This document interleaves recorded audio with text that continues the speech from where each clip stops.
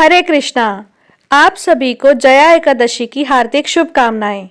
भगवान विष्णु का आशीर्वाद सदैव आप और आपके परिवारजनों पर बना रहे। इस बार माघ मास के शुक्ल पक्ष की जया एकादशी का व्रत 8 फरवरी शनिवार के दिन रहेगा और व्रत का पारण 9 फरवरी रविवार को सुबह 7:07 से 8:55 के बीच में किया जाएगा। और आज आप सुनेंगे जया एकादशी व्रत की संपूर्ण कथा। आज के दिन भगवान की कथाओं लीलाओं का जितना अधिक श्रवण किया जाता है उतना ही अधिक पुण्य प्राप्त होता है और भगवान विष्णु की कृपा से जाने अनजाने में हुए सभी पापों का नाश होकर ऐसे भक्तों को अंत में वैकुंठ लोक की प्राप्ति होती है। अब आइए सुनते हैं जया एकादशी व्रत की कथा। माघ मास के कृष्ण पक्ष की शक्तिला एकादशी के महात्म्य को सुनने के बाद धर्मराज युधिष्ठिर ने भगवान श्री कृष्ण से कहा, हे भगवान, अब आप कृपा करके मुझे माघ मास के शुक्ल पक्ष की एकादशी के बारे में विस्तार पूर्वक बताइए। शुक्ल पक्ष की एकादशी में किस देवता का पूजन करना चाहिए और इस एकादशी के व्रत की क्या कथा है, उसको करने से किस फल की प्राप्ति होती है। तब भगवान श्री कृष्ण ने कहा, हे राजन, माघ मास के शुक्ल पक्ष की एकादशी को जया एकादशी कहते हैं। इस एकादशी के उपवास से मनुष्य भूत प्रेत पिशाच आदि की योनि से छूट जाता है। अतः इस एकादशी के उपवास को विधि पूर्वक करना चाहिए। अब तुमसे जया एकादशी के व्रत की कथा कहता हूँ, ध्यान पूर्वक सुनो। एक बार देवताओं के राजा इंद्र नंदन वन में भ्रमण कर रहे थे। चारों तरफ किसी उत्सव जैसा माहौल था। गंधर्व गा रहे थे और गंधर्व कन्याएं नृत्य कर रही थीं। वहीं पुष्पवती नामक गंधर्व कन्या ने माल्यवान नामक गंधर्व को देखा और उस पर आसक्त होकर अपने हाव भाव से उसे रिझाने का प्रयास करने लगी। माल्यवान कन्या पर आसक्त होकर अपने गायन का सुरताल भूल गया, जिससे संगीत की लय टूट गई और संगीत का सारा आनंद बिगड़ गया। सभा में उपस्थित देवगणों को यह बहुत बुरा लगा। यह देखकर देवराज इंद्र भी रुष्ट हो गए। संगीत एक पवित्र साधना है और इस साधना को भ्रष्ट करना महापाप है। अतः क्रोधवश इंद्र ने पुष्पवती तथा माल्यवान को श्राप दे दिया। कहा कि संगीत की साधना को अपवित्र करने वाले माल्यवान तथा पुष्पवती, तुमने देवी सरस्वती का घोर अपमान किया है। अतः तुम्हें मृत्यु लोक में जाना होगा। गुरुजनों की सभा में असंयम और लज्जाजनक प्रदर्शन करके तुमने गुरुजनों का भी अपमान किया है। इसलिए इंद्रलोक में अब तुम्हारा रहना वर्जित है। अब तुम अधम पिशाच असमिका सा जीवन बिताओगे। देवराज की बातों को सुनकर वे दोनों अत्यंत दुखी हुए और फिर हिमालय पर्वत पर पिशाच योनि में दुख पूर्वक जीवन यापन करने लगे। उन्हें गंध, रस, स्पर्श आदि का तनिक भी बोध नहीं होता। वहीं उन्हें असहनीय दुख सहने पड़ रहे थे। रात दिन में उन्हें एक क्षण के लिए भी नींद नहीं आती थी। उस स्थान का वातावरण अत्यंत शीतल था, जिसके कारण उनके रोए खड़े हो जाते थे, हाथ पैर सुन्न पड़ जाते थे, दांत बजने लगते थे। एक दिन उस पिशाच ने अपनी पत्नी से कहा, ना मालूम हमने पिछले जन्म में कौन से पाप किए हैं, जिसके कारण हमें इतनी दुखदायी ये पिशाच योनि प्राप्त हुई है, और इस पिशाच योनि से नरक के दुख सहना कहीं ज्यादा उत्तम होगा। इस प्रकार के अनेकों विचार इस प्रकार कहते हुए वे अपने दिन बिताने लगे। भगवान की कृपा से एक बार माघ मास के शुक्ल पक्ष की जया एकादशी के दिन उन दोनों ने कुछ भी भोजन नहीं किया, ना कोई पाप कर्म किया। उस दिन मात्र फल फूल खाकर ही दिन बिताया और महान दुख के साथ पीपल के वृक्ष के नीचे विश्राम करने लगे। उस दिन सूर्य भगवान अस्ताचल को जा रहे थे। वह रात इन दोनों ने एक दूसरे से सटकर बड़ी कठिनता से काटी। अगले दिन प्रातःकाल होते ही प्रभु की कृपा से इनकी पिशाच योनि से मुक्ति हो गई और पुनः अपनी सुंदर अप्सरा और गंधर्व की देह धारण करके तथा सुंदर वस्त्रों और आभूषणों से अलंकृत होकर दोनों स्वर्गलोक को चले गए। उस समय आकाश में देवगण तथा गंधर्व इनकी स्तुति करने लगे। फिर नागलोक में जाकर इन दोनों ने देवेंद्र को दंडवत प्रणाम किया। देवराज इंद्र को भी उन्हें उनके रूप में देखकर महान आश्चर्य हुआ। फिर उन्होंने उनसे पूछा, तुम्हें पिशाच योनि से किस प्रकार मुक्ति मिली, उसका पूरा वृतांत सुनाओ। देवराज इंद्र की बातों को सुनकर माल्यवान ने कहा, हे देवताओं के राजा इंद्र, श्री हरि की कृपा से तथा जया एकादशी के व्रत के पुण्य से हमें इस पिशाच योनि से मुक्ति मिल गई। तब देवराज इंद्र ने कहा, हे माल्यवान, पिशाच योनि को छोड़कर अब तुम पवित्र हो गए हो, इसलिए हम लोगों के लिए भी वंदनीय हो गए हो, क्योंकि शिव भक्त और विष्णु भक्त हम देवताओं के लिए वंदना करने योग्य हैं।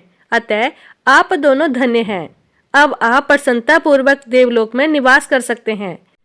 इस प्रकार कथा को विश्राम देते हुए भगवान श्री कृष्ण धर्मराज युधिष्ठिर से कहते हैं, हे राजन, इस जया एकादशी के उपवास से कोई योनि से सहज ही मुक्ति मिल जाती है।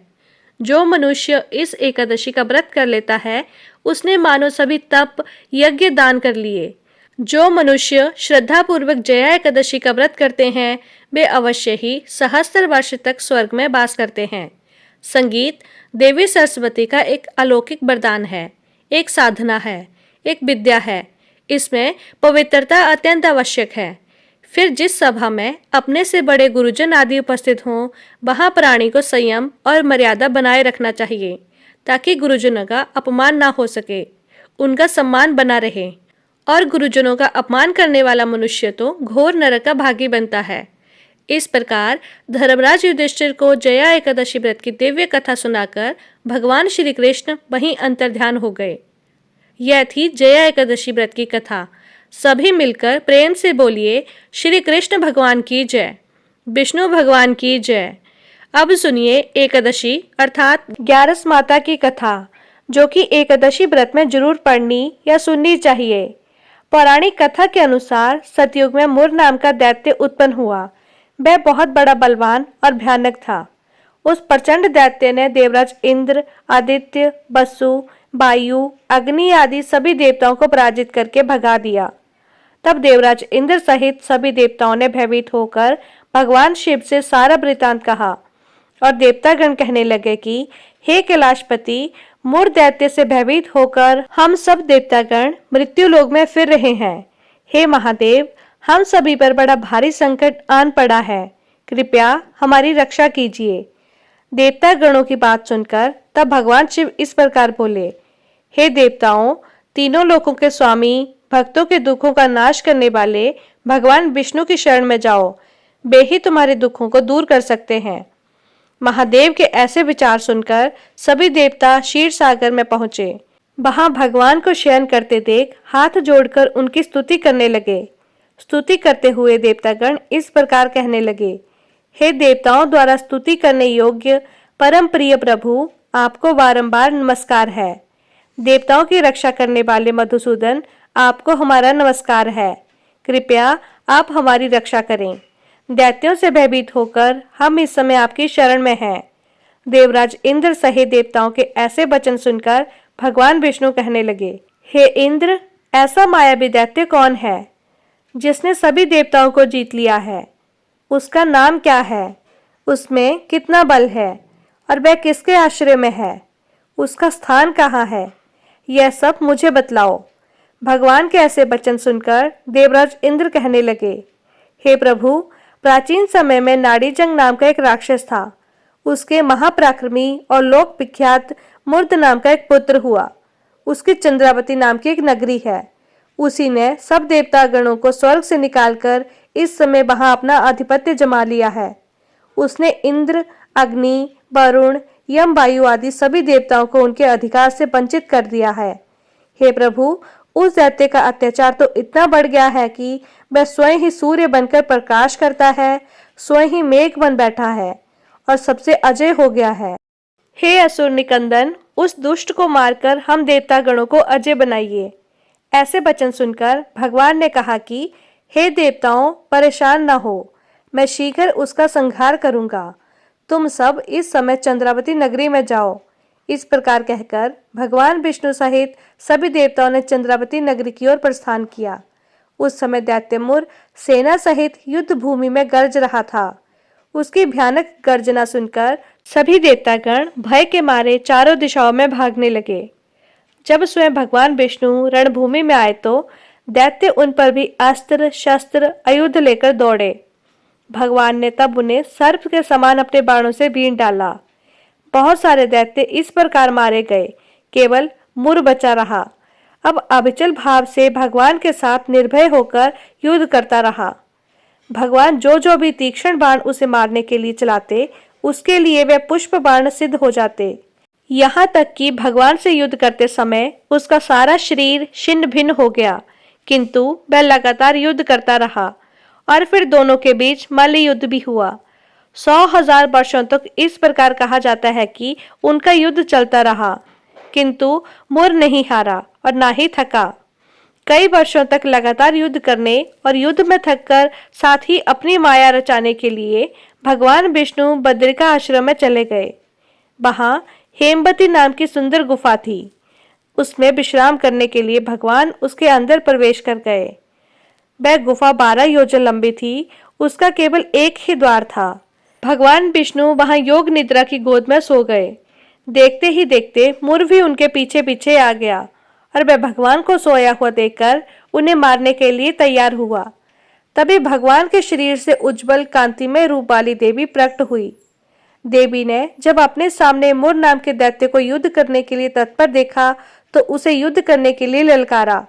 तब देवी ने मुर दैत्य से युद्ध किया और उसे तत्काल मौत के घाट उतार दिया।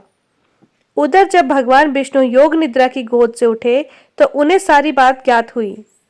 सब बातों को जानकर भगवान विष्णु ने देवी से कहा कि हे देवी, आपका जन्म एकादशी के दिन हुआ है, अतः आप ग्यारस माता के नाम से पूजित होंगी और आपके भक्त भी वही होंगे जो मेरे भक्त हैं।